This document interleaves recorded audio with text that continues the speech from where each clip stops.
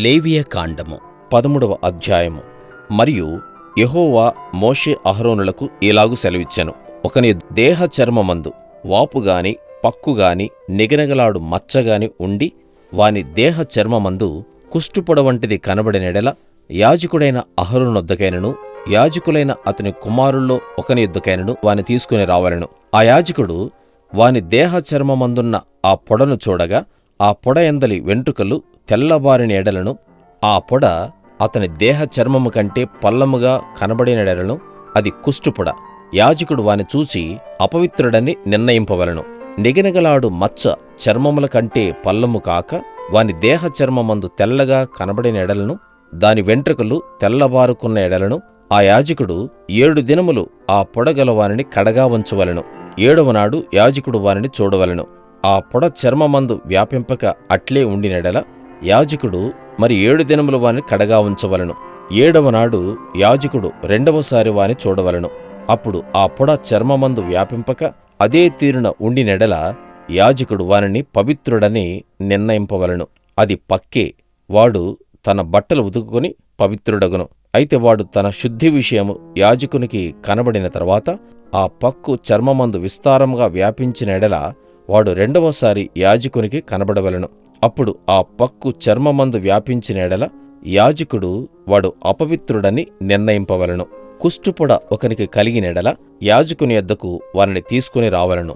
యాజకుడు వాని చూడగా తెల్లని వాపు చర్మమందు కనబడిన ఎడలను, అది వెంట్రుకలను తెల్లవారిన ఎడలను, వాపులో పచ్చిమాంసము కనబడిన ఎడలను, అది వాని దేహ చర్మమందు పాతదైన కుష్ఠము గనుక యాజకుడు వాడు అపవిత్రుడని నిర్ణయింపవలెను. వానిని కడగా ఉంచకూడదు, వాడు అపవిత్రుడు. కుష్ఠము చర్మమందు విస్తారముగా పుట్టినప్పుడు యాజకుడు చూచినంత వరకు ఆ పొడగలవాని తల మొదలుకొని పాదముల వరకు కుష్ఠము వాని చర్మమంతయు వ్యాపించి ఉండినెడల యాజకుడు వానిని చూడవలెను. ఆ కుష్ఠము వాని దేహమంతటా వ్యాపించినెడల ఆ పొడగలవాడు పవిత్రుడని నిర్ణయింపవలెను. వాని ఒళ్లంతయు తెల్లబారెను, వాడు పవిత్రుడు. అయితే వాని యొంట పచ్చిమాంసము కనబడు దినమున వాడు అపవిత్రుడు. యాజకుడు ఆ పచ్చిమాంసమును చూచి వాడు అపవిత్రుడని నిర్ణయింపవలెను. ఆ పచ్చిమాంసము అపవిత్రమే, అది కుష్ఠము. అయితే ఆ పచ్చిమాంసము ఆరి తెల్లబారిన ఎడల వాడు యాజకుని యొద్దకు రావలెను. యాజకుడు వాని చూడగా ఆ పొడ తెల్లబారిన ఎడల యాజకుడు ఆ పొడ పవిత్రమని నిర్ణయింపవలెను, వాడు పవిత్రుడు. ఒకని దేహ చర్మమందు పుండు పుట్టి మానిన తర్వాత ఆ పుండు ఉండిన చోటను తెల్లని వాపైనను తెలుపుతో కూడిన ఎరుపు రంగు గల పొడగాని నిగనిగలాడు తెల్లని పొడగాని పుట్టిన ఎడల యాజకునికి దాని కనుపరచవలెను. యాజకుడు దాని చూచినప్పుడు అతని చూపునకు అది చర్మము కంటే పల్లముగా కనబడినెడలను, దాని వెంట్రుకలు తెల్లబారి ఉండినెడలను యాజకుడు వాడు అపవిత్రుడని నిర్ణయింపవలెను. అది ఆ పుంటి వలన పుట్టిన కుష్టుపొడ. యాజకుడు దాని చూచినప్పుడు దానిలో తెల్లని వెంట్రుకలు లేకపోయిన ఎడలను, అది చర్మము కంటే పల్లము కాక కొంచెము నయముగా కనబడిన ఎడలను యాజకుడు 7 దినములు వానిని ప్రత్యేకముగా ఉంచవలెను. అది చర్మమందు విస్తారముగా వ్యాపించినెడల యాజకుడు వాడు అపవిత్రుడని నిర్ణయింపవలెను. అది కుష్టుపొడ. నిగనిగలాడు పొడ వ్యాపింపక అట్లే ఉండినెడల అది దద్దురు. యాజకుడు వాడు పవిత్రుడని నిర్ణయింపవలెను. దద్దురు కలిగిన దేహ చర్మమందు ఆ వాత ఎర్రగానే గాని తెల్లగానే గాని నిగనిగలాడు తెల్లని మచ్చగానే గాని ఉండినెడల యాజకుడు దాన్ని చూడవలెను. నిగనిగలాడు ఆ మచ్చలోని వెంట్రుకలు తెల్లబారిన ఎడలను, అది చర్మము కంటే పల్లముగా కనబడిన ఎడలను అది ఆ వాత వలన పుట్టిన కుష్టుపొడ. యాజకుడు వాడు అపవిత్రుడని నిర్ణయింపవలెను, అది కుష్ఠము. యాజకుడు దాన్ని చూచినప్పుడు అది నిగనిగలాడు మచ్చలో తెల్లని వెంట్రుకలు లేకయే గాని చర్మము కంటే పల్లముగా నుండకయే గాని కొంత నయముగా కనబడిన ఎడల యాజకుడు 7 దినములు వానిని కడగా ఉంచవలెను. 7వ నాడు యాజకుడు వాని చూచినప్పుడు అది చర్మమందు విస్తారముగా వ్యాపించిన ఎడల వాడు అపవిత్రుడని నిర్ణయింపవలెను, అది కుష్ఠమే. అయితే నిగనిగలాడు మచ్చ చర్మమందు వ్యాపింపక ఆ చోటనే ఉండి కొంచెము నయముగా కనబడిన ఎడల అది వాతపు వాపే, వాడు పవిత్రుడని యాజకుడు నిర్ణయింపవలెను, అది వాతపు మంటయే.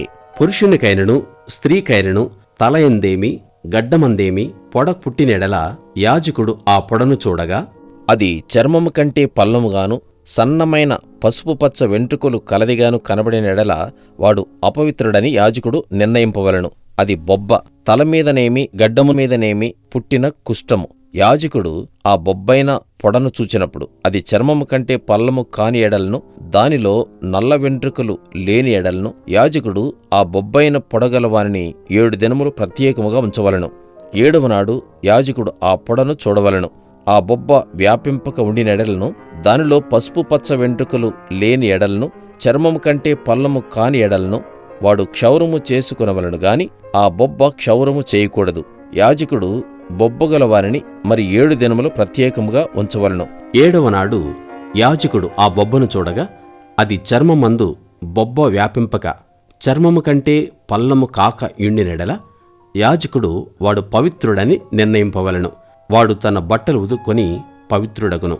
వాడు పవిత్రుడని నిర్ణయించిన తరువాత బొబ్బ విస్తారముగా వ్యాపించిన ఎడల యాజకుడు వాని చూడవలెను. అప్పుడు ఆ మాద వ్యాపించి ఉండినెడల యాజకుడు పసుపు పచ్చ వెంట్రుకలను వెదకనక్కరలేదు, వాడు అపవిత్రుడు. అయితే నిలిచిన ఆ మాదలో నల్ల వెంట్రుకలు పుట్టిన ఎడల ఆ మాద బాగుపడెను, వాడు పవిత్రుడు. యాజకుడు వాడు పవిత్రుడని నిర్ణయింపవలెను. మరియు పురుషుని దేహపు చర్మమందేమి స్త్రీ దేహపు చర్మమందేమి నిగనిగలాడు మచ్చలు అనగా నిగనిగలాడు తెల్లని మచ్చలు పుట్టిన ఎడల యాజకుడు వానిని చూడవలెను.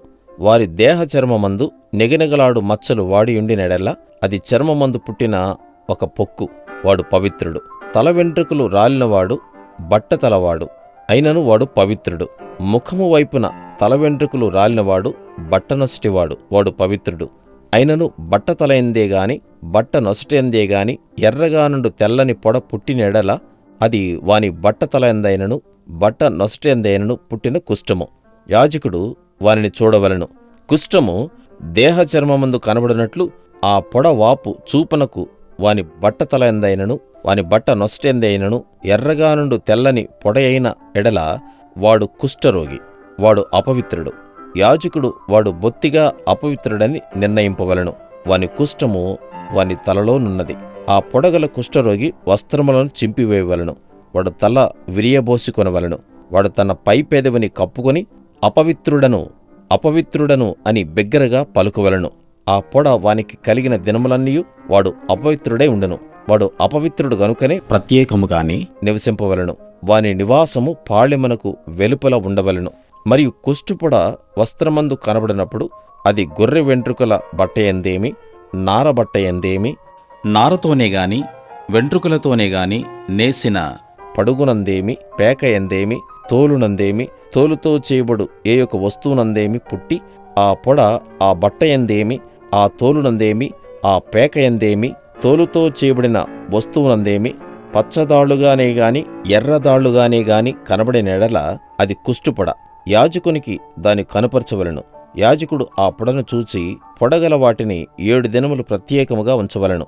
7వ నాడు అతడు ఆ పొడను చూడవలెను.